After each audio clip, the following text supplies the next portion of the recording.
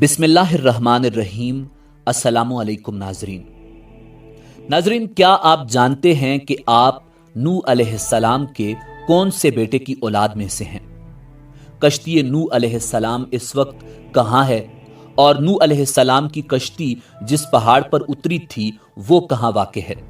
نوح علیہ السلام کا مزار کہاں واقع ہے اور کشتی نوح علیہ السلام پر کیا اعتراضات کیے گئے جن کا جواب اللہ رب العزت نے قرآن مجید فرقان حمید میں ارشاد فرمایا؟ ناظرین، آج کی ویڈیو میں ہم آپ کو اللہ رب العزت کے جلیل القدر نبی اور رسول آدم ثانی جناب حضرت نوح علیہ السلام کے حالات زندگی، کشتی نوح، آپ علیہ السلام کی اولاد اور آپ علیہ السلام کی قوم پر عذاب کے حوالے سے مکمل معلومات فراہم کریں گے۔ مگر ویڈیو میں آگے بڑھنے سے پہلے اگر آپ ہمارے چینل پر نئے ہیں تو برائے مہربانی ہمارا چینل info@adil سبسکرائب کریں، جہاں آپ کو بالخصوص اسلامک ہسٹری اور بالعموم دنیا بھر کی منفرد معلومات پر مبنی ویڈیوز ملتی رہیں گی۔ ناظرین، قرآن مجید فرقان حمید بہت سی آیات میں نوح علیہ السلام کے بارے میں گفتگو کرتا ہے اور مجموعی طور پر قرآن کی 29 سورتوں میں اللہ کے عظیم پیغمبر جناب حضرت نوح علیہ السلام کے بارے میں گفتگو ہوئی ہے۔ ان کا نام 43 مرتبہ قرآن کریم میں آیا ہے۔ مورخین و مفسرین نے لکھا ہے کہ نوح علیہ السلام کا نام عبد الغفار یا عبد الملک یا عبد الاعلی تھا، اور نوح کا لقب انہیں اس لیے دیا گیا کیونکہ وہ سال ہر سال اپنے اوپر یا اپنی قوم پر نوحہ و گریہ کرتے رہے۔ آپ کے والد کا نام لمک یا لامک تھا۔ نوح علیہ السلام اللہ رب العزت کے پیغمبر تھے۔ آپ نے تقریباً 950 سال تک لوگوں کو اللہ کی طرف بلایا، مگر آپ کی قوم کا جواب یہ تھا کہ آپ بھی ہماری طرح عام آدمی ہیں، اگر اللہ کسی کو بطور رسول بھیجتا تو وہ فرشتہ ہوتا۔ صرف 80 لوگوں نے ان کا دین قبول کیا۔ نوح علیہ السلام تمام رسولوں میں سب سے پہلے رسول تھے جنہیں زمین پر مبعوث کیا گیا تھا۔ نوح علیہ السلام نے ان کے عذاب کی بد دعا فرمائی، جس کے نتیجے میں ان پر سیلاب کا عذاب نازل ہوا اور تنور کے مقام سے پانی ابل پڑا۔ اللہ رب العزت نے آپ کی قوم پر عذاب بھیجا اور آپ کو ایک کشتی بنانے اور اس میں اہل ایمان کو اور ہر چرند پرند کے ایک جوڑے کو رکھنے کو کہا۔ تب طوفان کی شکل میں عذاب آیا اور سب لوگ سوائے ان کے جو حضرت نوح علیہ السلام کی بنائی ہوئی کشتی میں سوار تھے ہلاک ہو گئے۔ ناظرین، جناب حضرت آدم علیہ السلام کے دنیا میں آنے کے بعد ان کی اولاد دنیا میں خوب پھلی پھولی، مگر ایک مدت کے بعد وہ لوگ خدا کو بھول چکے تھے اور ایک خدا کی بجائے انہوں نے مٹی اور پتھر کے کئی خدا بنا لیے۔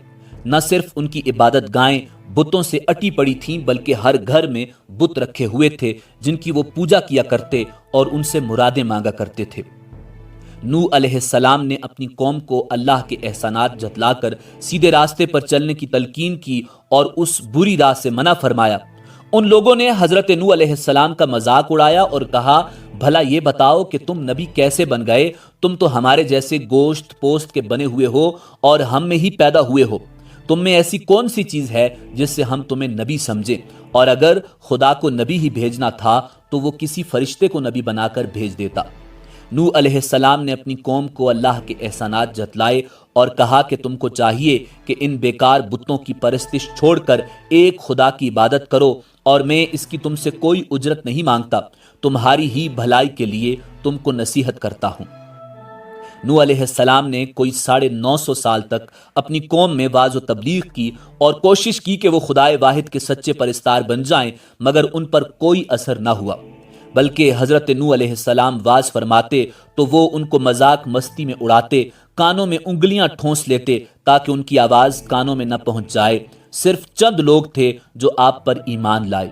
قوم کی یہ سرکشی اور نافرمانی دیکھ کر نوح علیہ السلام نے اپنے رب کو پکارا کہ اے پروردگار، میں تو اس قوم سے تنگ آ گیا ہوں، اب تو ہی ان سے بدلہ لے۔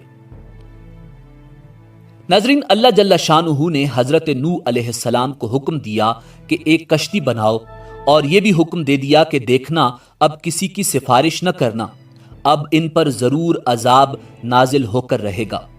حضرت نوح علیہ السلام خدا کے حکم کے مطابق کشتی بنانے میں لگ گئے۔ جب آپ کشتی بنا رہے تھے تو قوم کے لوگ آپ کا مذاق اڑا رہے تھے اور تانے کس رہے تھے کہ کل تک تبلیغ کر رہے تھے اور آج بڑے ہی بن گئے ہو۔ کبھی کہتے کہ کشتی تو بنا رہے ہو مگر اسے چلانے کے لیے دریا کہاں سے لاؤ گے۔ حضرت نوح علیہ السلام اپنے کام میں لگے رہے۔ جب کشتی بن کر تیار ہو گئی تو خدا نے حکم دیا کہ اپنے اہل اور ان لوگوں کو کشتی پر سوار کر لو جو مجھ پر ایمان لے آئے ہیں، اور ہر جانور کا ایک ایک جوڑا بھی کشتی میں سوار کر لو۔ ناظرین، جب سب لوگ کشتی میں بیٹھ گئے تو خدا کے حکم سے التنور کے مقام سے زمین سے پانی ابل پڑا۔ اس کے ساتھ ہی موسلا دھار بارش شروع ہو گئی، زمین پر پانی بڑھنے لگا اور حضرت نوح علیہ السلام کی کشتی پانی میں تیرنے لگی۔ پانی بڑھا تو حضرت نوح علیہ السلام نے دیکھا کہ ان کا بیٹا پانی میں ڈوبنے لگا ہے۔ آپ نے اسے آواز دی کہ اب بھی آ جاؤ تاکہ خدا کے عذاب سے بچ سکو، مگر اس نے جواب دیا، تم جاؤ، میں کسی پہاڑ کی چوٹی پر چڑھ کر اپنی جان بچا لوں گا۔ پانی تھا کہ تھمنے کا نام ہی نہ لیتا تھا۔ دنیا کے نافرمان اور سرکش لوگ اس سیلاب میں فنا کی گھاٹ اتر گئے اور حضرت نوح علیہ السلام کی کشتی جودی پہاڑ کی چوٹی پر جا کر ٹھہر گئی۔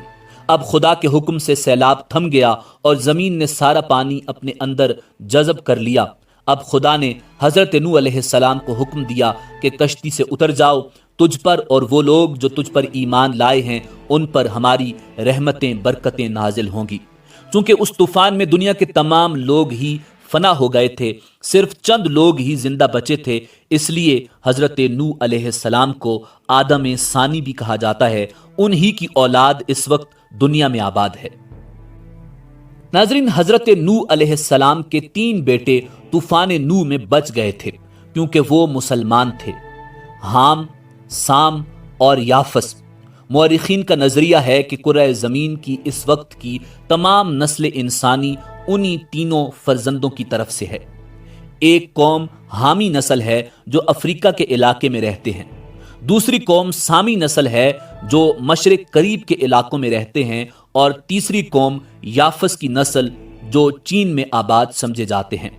اب آپ اس بات سے اندازہ لگا سکتے ہیں کہ آپ نوح علیہ السلام کے 3 بیٹوں حام، سام اور یافس میں سے کون سے بیٹے کی اولاد میں سے ہیں۔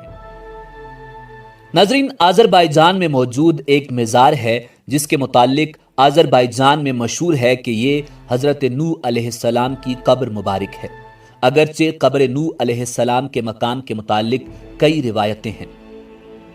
قدیم ماہرین فلکیات کے مطابق یہ طوفان تمام کرۂ ارض پر نہیں آیا تھا بلکہ ایک خاص خطہ تک محدود تھا، جبکہ بعض اہل علم کے نزدیک یہ تمام کرۂ ارض پر حاوی تھا۔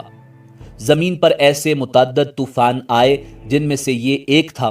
عرب جہاں قوم نوح آباد تھی کی اس سرزمین کے علاوہ بھی بہت سے مقامات میں بلند پہاڑوں پر ایسے حیوانات کے ڈھانچے اور ہڈیاں بکثرت پائی گئی ہیں جن سے متعلق علم طبقات الارض یہ کہتے ہیں کہ یہ صرف پانی میں ہی زندہ رہ سکتے ہیں۔ اس بات کو دیکھتے ہوئے اہل تحقیق کی یہ رائے ہے کہ طوفان نوح تمام کرۂ ارض پر آیا تھا۔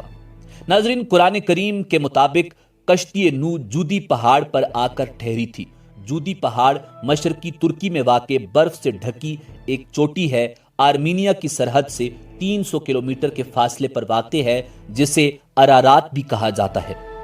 نوح علیہ السلام کی کشتی جودی پہاڑ پر جا کر ٹھہر گئی تھی۔ 1977 یعنی 1977 میں ترکی کے اس پہاڑ پر کچھ مہم جوؤں نے اس کشتی کو دریافت کیا۔ اخبارات میں اس کی تصاویر شائع ہوئیں تو یہودیوں، عیسائیوں اور ملحدین کے درمیان ایک نئی بحث چھڑ گئی۔ ملحدین اور روشن خیالوں نے اس پر 4 بڑے اعتراض اٹھائے۔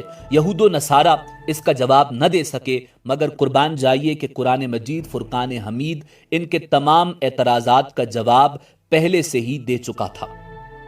پہلا اعتراض یہ تھا کہ بغیر کسی ٹیکنالوجی کے 6000 سال قبل ایسی عظیم الشان کشتی بنانا کیسے ممکن ہوا جو اتنا زیادہ وزن اٹھا کر لمبے عرصے تک سمندر میں سفر کرتی رہی؟ جواب، اور ہم نے اسے تختوں اور کیلوں والی کشتی پر سوار کر لیا۔ تحقیق کے بعد اس کشتی سے دھاتی کیلوں اور تختوں کے آثار ملے ہیں۔ کیلوں اور تختوں کی وجہ سے ہی یہ ممکن ہوا۔ اللہ جل شانہ نے نوح علیہ السلام کو اس کا علم عطا فرما دیا تھا۔ دوسرا اعتراض یہ ہے کہ اس زمانے میں اتنی بڑی کشتی کیسے بنائی جا سکتی تھی جس میں دنیا بھر کے جانوروں کے جوڑے سوار ہوئے۔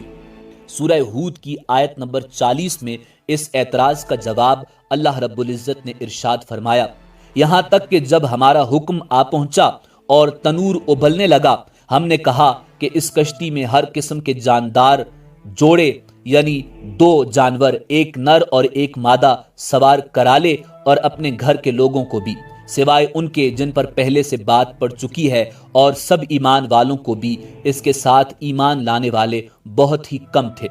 یعنی یہ کشتی کوئی عام کشتی نہیں تھی بلکہ بہت بڑی کشتی تھی۔ یہ کشتی 3 منزلہ ہے اور بہت لمبی چوڑی ہے۔ اس میں 522 ریل کے ڈبے سوار کیے جا سکتے ہیں۔ 25,000 جانوروں کی گنجائش موجود ہے، اس لیے اتنے جانوروں کا سما جانا بالکل درست ہے۔ ناظرین، تیسرا اعتراض یہ کیا جاتا ہے کہ اتنی بڑی کشتی اتنے عظیم طوفان میں بغیر لنگر کے کیسے تیر سکتی ہے؟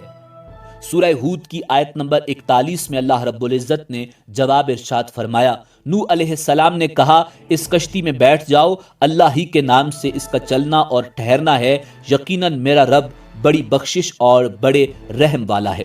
حیرت انگیز طور پر جس پہاڑ پر یہ کشتی ٹھہری ہے اس کے نیچے وادی میں چٹانوں کے نیچے بڑے بڑے لنگر دریافت ہوئے ہیں، وہ اسی کشتی کے لنگر ہیں۔ ناظرین، چوتھا اعتراض یہ کیا جاتا ہے کہ ایک لکڑی کی کشتی اتنے لمبے عرصے تک ایک پہاڑ کی چوٹی پر کیسے باقی رہی؟ جواب اللہ رب العزت نے سورہ قمر کی آیت نمبر 15 میں ارشاد فرمایا، اور ہم نے اسے اہل دنیا کے لیے اپنی قدرت کی نشانی بنایا ہے، تو ہے کوئی نصیحت حاصل کرنے والا؟